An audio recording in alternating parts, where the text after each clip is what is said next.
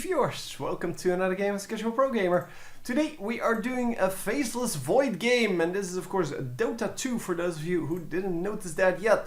But I'm wondering what you're doing here if you didn't really notice that. But hey, it's all good, man. I don't really mind. Anyway, we have a pretty, well, standard team here on both sides. It's just that, yeah, I haven't seen this guy yet. The Troll Warlord. And Jakiro, of course, this good support. Faceless Void going into... What? You're going into the long lane? Really? Seriously? The battle begins. Okay, whatever. We're going to follow this guy. Normally, of course, this guy goes in the short lane, which is the horizontal lane. So it's the bottom lane for the Radiant. And the top lane for the Dire. There you go, I actually remembered the names. Yeah, we have Puck for mid probably. No, actually Invoker is going mid. So it's a little bit of a strange setup. We are up against this guy, the Alchemist. We've seen him before. We've seen him do really well. We've seen him fail pretty hard. So pretty much a very hard guy to do. And this should be relatively high level, but I'm guessing it's not, because Alchemist started off with, well, the AoE damage skill. That is not a very common skill to start off with. It's all good though. I mean, you can do whatever you want, I don't really care. Puck is going for the harass there. And Faceless Void is just going to try to farm. Of course, if Puck stays here and Puck stays to try to, well, just do the damage to that opponent and try to zone him out, then yes, they should be able to make this work. But as you can see, Alchemist is allowed to farm pretty hard, even though it is 2 versus 1. So yeah, with the Lifestealer in the jungle over here, there's really no way for them to lose this lane if they just go aggressive. And Puck is not really going aggressive. Puck is just happy to just stand around and, well, harass maybe a little bit, but he needs to be way more aggressive. And there you go, getting the damage done. Jakiro coming in for the whatever, and the kill goes to Puck. Jakiro, of course, very good at supporting anything.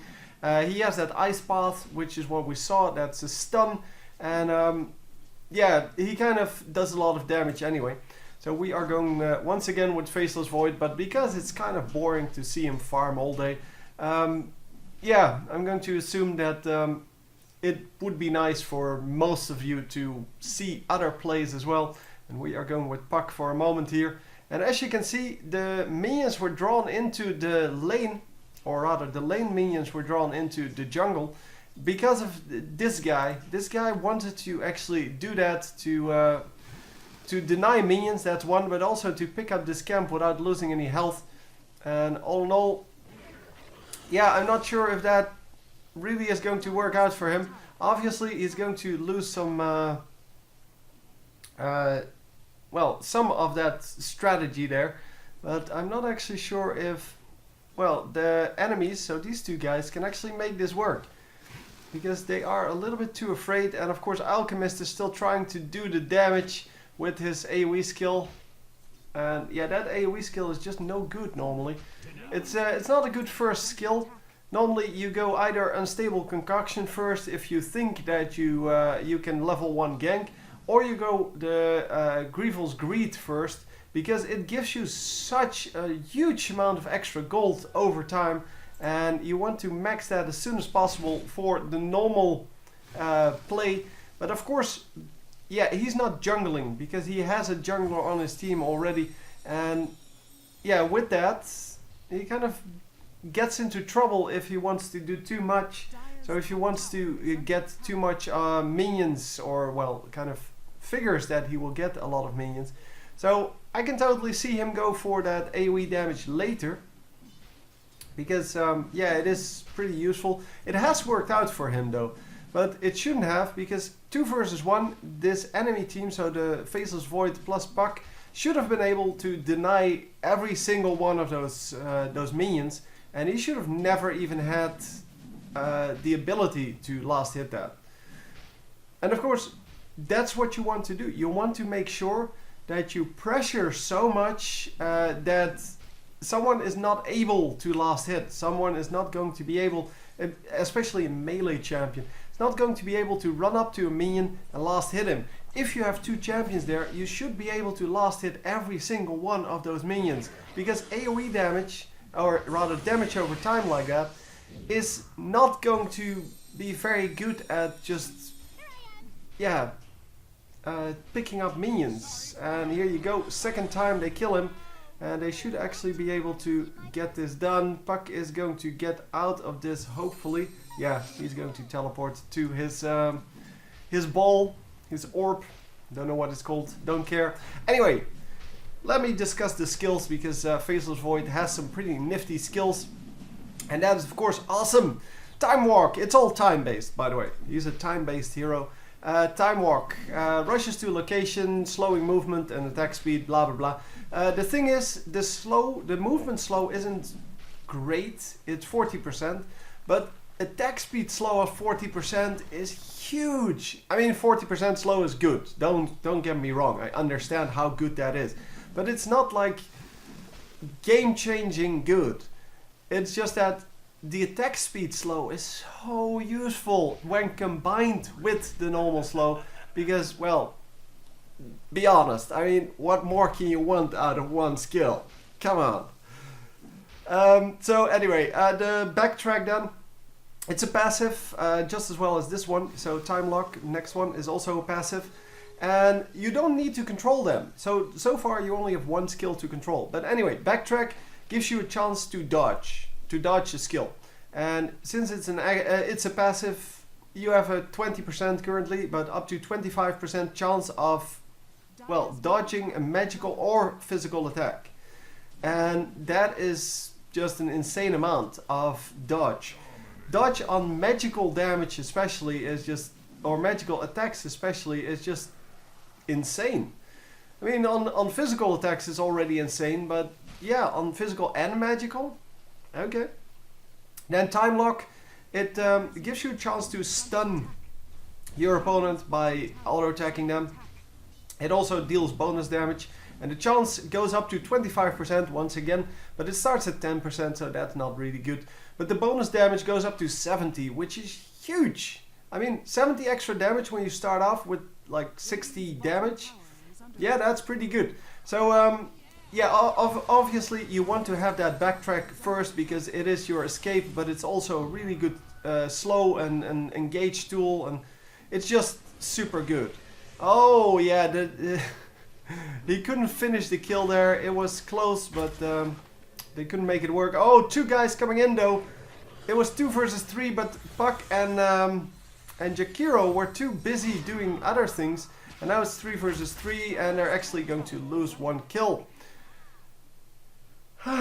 So where's Puck? Puck is still here. He is going to get killed, I think. At least he should be. Oh wow, he actually got out of that. Invoker then, let's go to Invoker. Invoker is going to get out of it as well. He was just there to annoy people a little bit. And what's going to happen now? They're going to go for the kill on this guy. As you can see, they're coming in from behind, and the stun goes down, and this should be a kill. This should be a kill. Dash. But it's not a kill, and that's exactly how that works. Oh, he's not gone yet. Oh, why would you dodge there? Yeah, well, there was not a whole lot he could do about that, but obviously he didn't have the mana or the cooldown for another Time Walk. But yeah, it was very nicely played on the enemies. Anyway, we discussed the stun, so let's do. The duration is twice as long against creeps. Yeah, that's fine. I don't really care. So it stuns creeps for a little bit longer. Yeah, it doesn't. Oh, it's 1 second. 1 second stun. So it is quite useful, of course. But keep in mind, this is not a unique attack modifier. So sometimes we see those great skills like this one, and they are a unique attack modifier, so you cannot get another like great skill on your attack, but with this guy you can. So you can actually pick up a second attack modifier and stack that on top of this effect, and that just becomes very powerful. Once again getting stunned here, but yeah, with two supports here he should be fine, and they could actually just tower dive this. There we go, getting the ultimate. I'll explain the ultimate in a moment. And are we going to be able to kill this? Yes, we are going to be able to kill this. Faceless Void picking up the kill, and he is now 1-1-2 with 37 last hits, which is not a whole lot, and 12 denies, which is okay. Anyhow, the ultimate, it causes a blister in space-time. Yeah, it's just an AoE stun, basically. A very, very long stun, by the way. Because it is up to 5 seconds without the Aghanim Scepter and up to 6 seconds with the Aghanim Scepter. And I don't think that 1 extra second is really worth it, but the Scepter cooldown, so the cooldown goes down from 100 to 60 seconds, or rather, well, the maximum would be 120, and the Scepter cooldown makes it always 60. And yeah, I guess you cannot really finish the Scepter before you have level 2, so yeah, it's kind of worth it, but I'm not actually sure I would go for it. So normally you would just go for offensive items and hope that you can kill people in the 5 seconds and you don't need the 6 second, but well, I don't know, maybe we see it on him. I haven't really well tracked any of the other Faceless Voids that we've seen, so I don't really know if they normally go for Aghanim Scepter, but I would assume they don't. And we are going to grab a tower here. So once again, Faceless Voids gets the tower, which means that he gets a lot more gold out of that, and we should be able to do this. Come on! Oh no, not getting the kill, and Faceless Void in a little bit of trouble here. Oh, he's not the one getting killed though. Oh! Oh, he could have killed the Queen of Pain so easily. But he teleports out really nicely. And no, they're not going to pick up another kill. Oh, Alchemist was so low. So Alchemist was super low. The Queen of Pain was super low. And all they got out of it now was 1 Lifestealer kill. But still, it's all good. It's all good. We are going to get back in lane. Obviously we need to run because we just teleported home, and that was an excellent teleport, by the way. Just yeah, clutch thinking, really thinking on his feet there, and yeah, just instantly understanding that that was what he needed to do. Now just don't give away these free kills, man. I'm not actually sure how high the Alchemist is. Let's see. Alchemist is currently at, wow, 14 last hits. Okay, so did not get to last hit at all, and that is quite surprising. We are currently at 47, but as you can see, 77 for the Troll Warlord, and yeah, I still need to do a game with him because he is one of the more recent additions to this game, and I still haven't cast him yet. But he's not played a whole lot yet, so I want to do kind of the easy to play and much, often played champions, so that you kind of get used to which champions are which. And I guess, yeah, by now I should do someone like Invoker, who is completely impossible to play for beginning players, but he is in a lot of the games, and yeah, that's exactly why you would want to know him then. And Invoker is this guy, by the way. Yeah, it seems that Alchemist has joined the mid lane instead of going for the top lane. As the top lane is, of course, the easiest to to farm for him.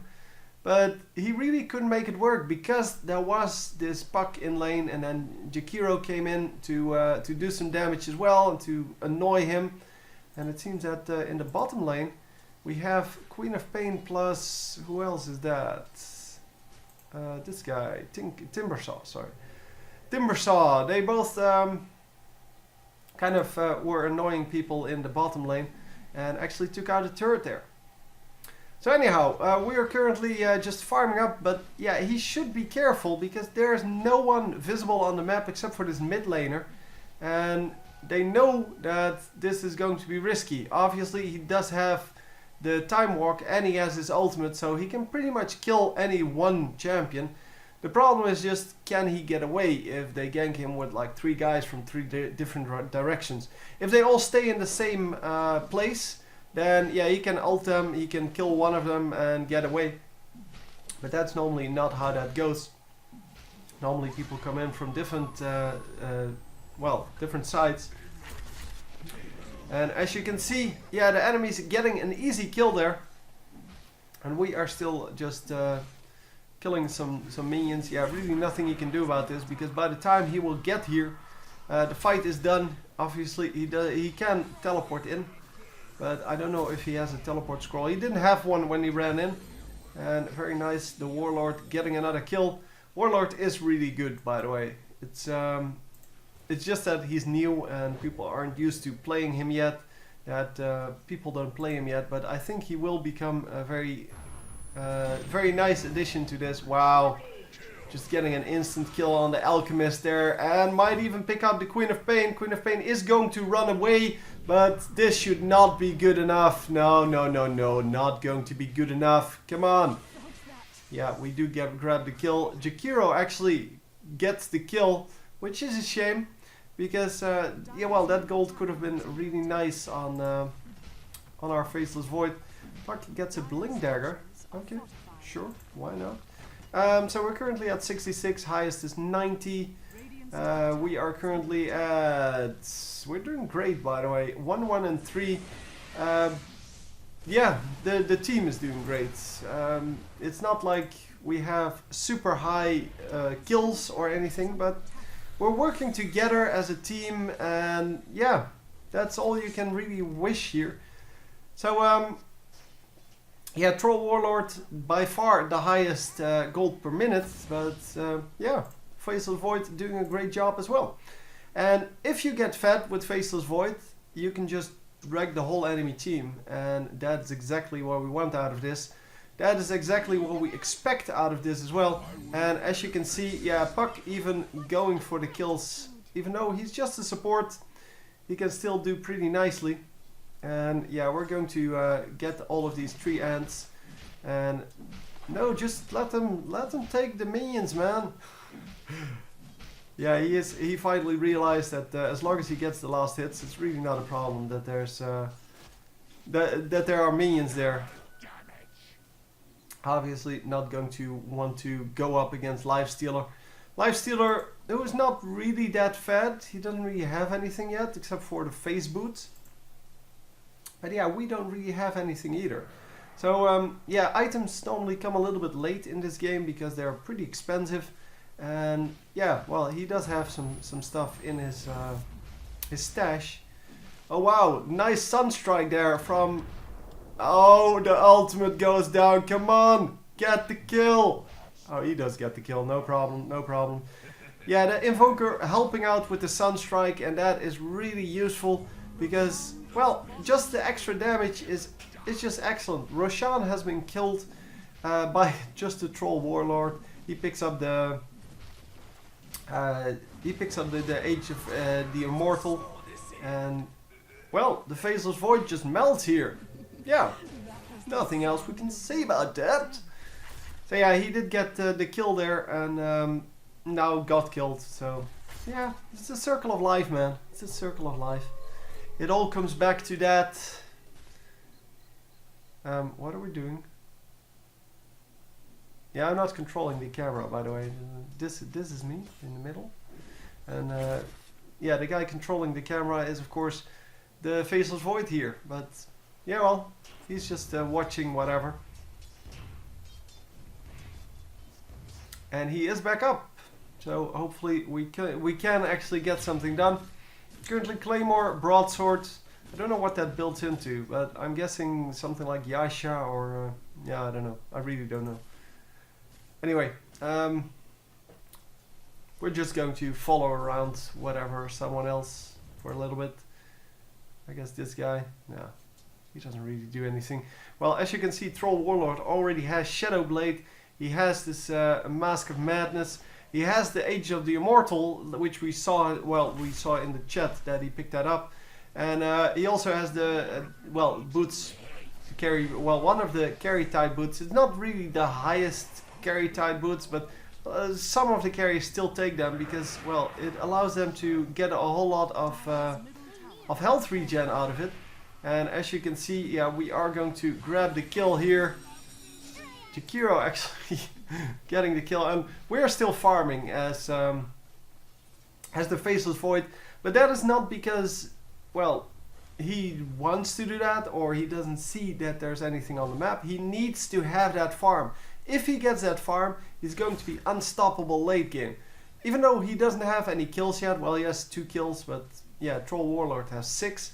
So even though he may not have that right now, he is going to be very, very powerful in the late game if he just keeps farming. 91 minions now, and Troll Warlord has 128. So yeah, he is still pretty far ahead. But anyhow, it doesn't really matter. They're on the same team, so that's all good. Here you can see the builds. We see 2 Orchid Malevolence. Wow, that is surprising. And Nature's Prophet and Queen of Pain, both going for an item that adds a lot of intelligence and damage and a lot of mana regen, because they both are really reliant on that, on those skills, and that's exactly why you want an item like that. And of course you get a very nice silence out of it, so yeah, that can help as well. It helps people from not getting out of there, so not using their skills would be fairly good. As you can see, yeah, we are currently just wrecking faces with the team, but it is still only 18 to 14, so the enemy team is still able to kill people. And well, once that stops, of course, we have a completely different ball game. But I thought someone disconnected, but he probably reconnected by now. I thought I already gave up. It was the Lifestealer, I believe. But yeah, they already reconnected, so yeah, I was afraid that someone would disconnect once again at like the 20-minute mark or 15-minute mark, and that would have been lame, because the last few games, this is a live game as well, by the way, so I don't know how people are going to do. Normally they lose when I watch them, but in this case, I have to say I'm pretty confident we're going to win, because well, we are currently doing so well. Not actually sure who's ahead in gold. But yeah, we're 11k gold ahead. Okay, so we're going to win this. And yeah, as you can see, they're grouping up. And are they actually going to be able to kill people? Yeah, one guy goes down, the Invoker. And here you go, Faceless Void, voiding with his faceless face. No, not getting it done. Yeah, he didn't have lifesteal to make that work, but the Troll Warlord is coming in and he just says, well, I'll just wreck your face down. And obviously he still had that Age of the Immortal, so not completely retarded there.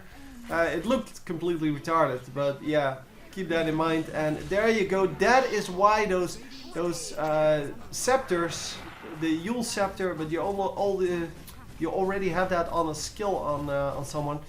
The Yule Scepter is such a useful item on supports, because you could see what happened.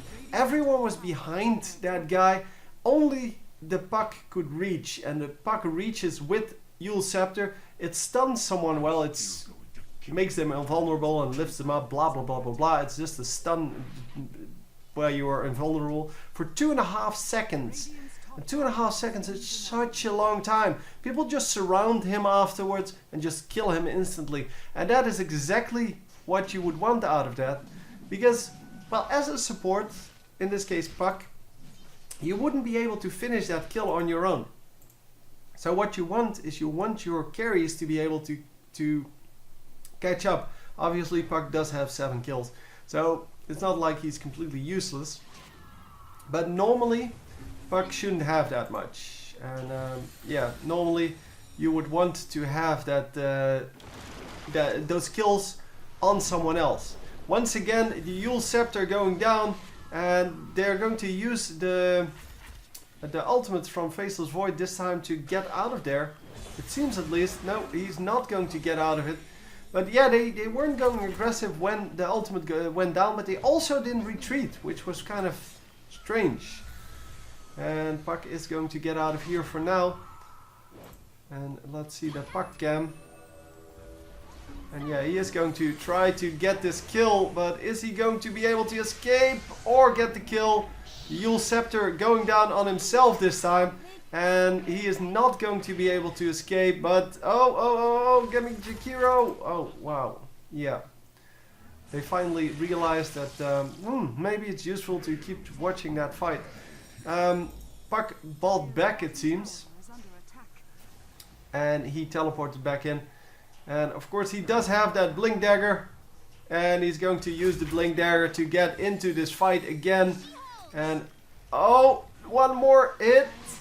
Maybe two. Oh, no. Very nicely played by the enemies. They completely regrouped and got some killing going. But in the meantime, in the bottom, in the bottom part of this map, yeah, we are getting face rolled by this guy. And here you go, getting a double kill. He didn't actually get a double kill. One of the kills went to Invoker. But he gets a double kill out of that. He shouldn't have dove in there like that, like a freaking moron, but it's okay.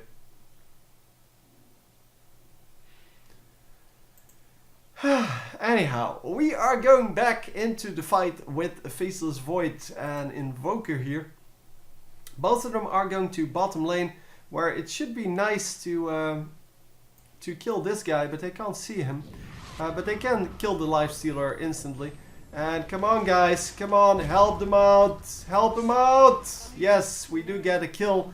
The Invoker gets the kill, but yeah, well, that's the way it goes.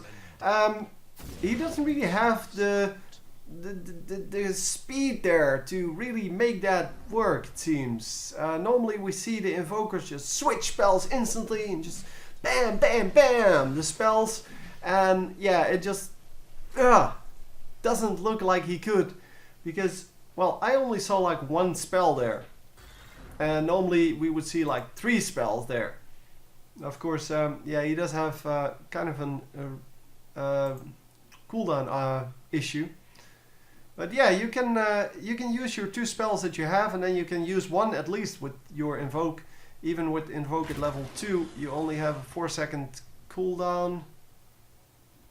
Yeah, he does have the Scepter, so 4-second cooldown.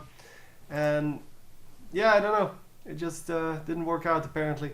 So Battle Fury currently, which is AoE damage as well as just normal regular damage.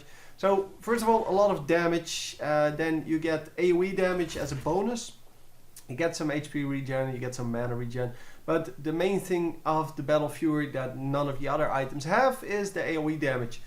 It's only 35% of what you're doing as damage, but still it is mighty useful to have that kind of AoE madness. And then here he has some lifesteal, and of course if you activate it you lose some life, but you get attack speed and movement speed and blah blah blah blah blah blah blah. You take 30% extra damage, so you have to be careful with it, but it is pretty useful to have. Further on, Magic Stick, it's a burst heal normally, or it's used as a burst heal. And Power Threads, we've seen that. Quelling Blade, we've seen that. It's all kind of the standard issue for any type of these heroes. Wow, this is the Jakiro ultimate, by the way. That does a lot of damage. Yeah, you definitely don't want to stand in that. It does. It's one of the highest damage ultimates in the game, I believe. But yeah, that is if you stand in it. And if you're smart, you just run out of it, or better yet, dash out of it. Because then you instantly negate all the damage. And of course, he can combine that with his stun. That makes that you have to stand in it for like 2 more seconds. But still, yeah, it's only the highest damage, the highest potential damage, I guess. But it's only the highest damage if you actually stand in it for the entire duration. And it is still pretty good, though. I mean, it is an insane ultimate. And you can definitely land some kills with it. So, yeah, he currently has 2 kills, 5 deaths, 7 assists. So, all in all, yeah, typical score for kind of a support champion. Faceless Void really needs to start doing something because he's getting owned. Yeah, they instantly killed him without him being able to do anything. And yeah, he is one of the carries in this team. And if you don't do anything with him, yeah, you're going to get owned as a team. And oh, invisibility. Does he have? Oh, he has invisibility. Wow. Huh. And are we going to make this work then? Nope, nope, nope. Jakiro is going to die once again. Unless he gets a nice stun off. Oh, he ran the wrong way. Yeah, well, it doesn't matter. He was dead anyway. That's a shame. That is a shame. And it seems that, yeah, we're currently just getting owned by all kinds of random stuff. But, well, we need to group up, and this guy, so our Faceless Void, really needs to make sure that he doesn't get killed in the beginning of a team fight, because he is one of the, well, high damage champions on their team. And, well, he has one of the highest golds in the game. And, yeah, there we go. I don't know why the... oh wow, he actually picked up the kill. I don't know why the Invoker keeps using his skills to try to kill steal. But if he went for the Alchemist with that Sunstrike, would have been way more useful. Because, well, he would have been able to do way more. And, oh, the silence, but, oh, he could have made it work. Time Walk came out of the cooldown just as, well, he got killed, well, just before he got killed, so he could have made it out, or at least attempted to make it out. But yeah, not so much right now. Lifestealer just instantly dies there. Holy crap.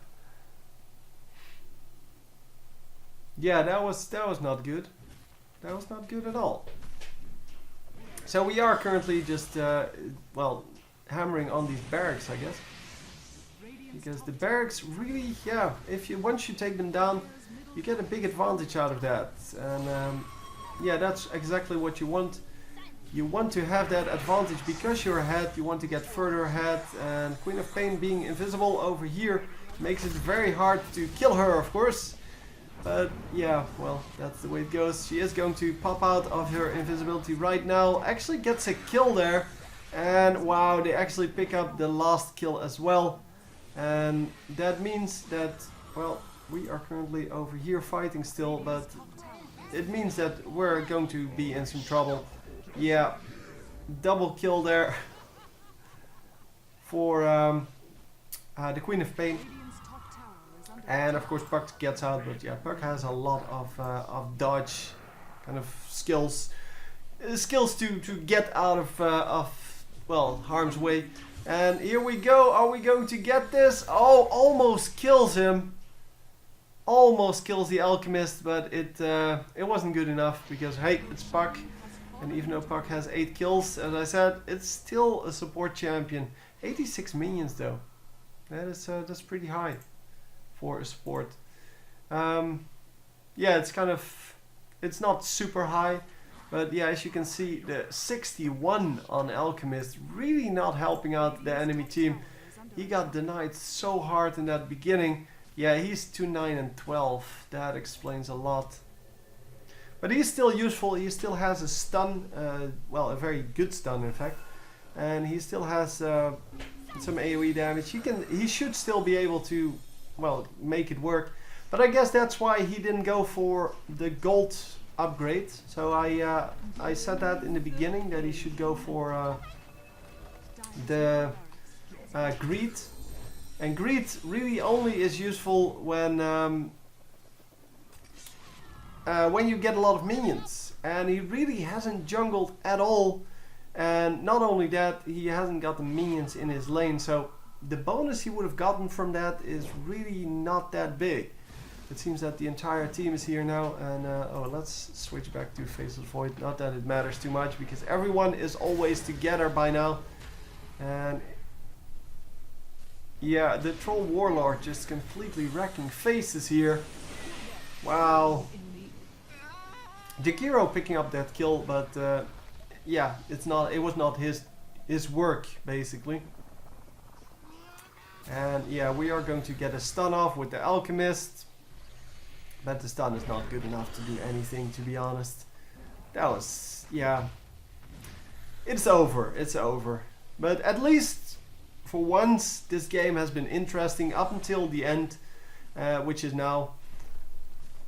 And it was just that, yeah, they couldn't make it work. They had an Alchemist that couldn't farm. They had no help for him, and that means that you're going to lack severe carry power. And yeah, they have to get out of there. Troll Warlord in some trouble here. Wow, he got slowed and stunned and whatever quite a bit, and that means that he is going to have to back off. And are we finally going to kill the Ancients? Because that would be good. No, the enemy team is just falling back. Dire's middle tower. The Timbersaw has that ultimate running, but because his mana, yeah, there goes the. Oh, he. Okay, I did not. That's the reason he didn't back off. He had that Age of the Immortal and just wanted to die because it times out after, I believe, 6 minutes. So if you haven't used it after 6 minutes, then it becomes useless. Well, it just disappears. And yeah, well, might as well use it to get more mana and health and such. And maybe get a kill out of it. Who knows? But yeah, it seems that they're just waiting for the minions to finish the job. And the minions are going to finish the job at some point. And this is good for your kill to death ratio normally. Because normally as the winning team you can get quite a few kills here. Obviously if the enemy team doesn't want to get doesn't want to get killed, normally you can't kill them. But sometimes, yeah, things like this happen, and holy crap. So yeah, getting some extra kills out of that, and yeah, that it really doesn't matter, but it's good for your kill death ratio, which gets you into higher levels in this game, by the way. The Ancient finally goes down, and as I said, finally an interesting game, because finally we we didn't have the complete dominance of one team over the other, although it was pretty much so. Yeah, there you see all of the stats, and well, you can see all the rest of the stats pretty much from that screen. Yeah, the Troll Warlord, he should probably be on my list of to do. But anyway, hope you enjoyed, and I will see you next time. GG!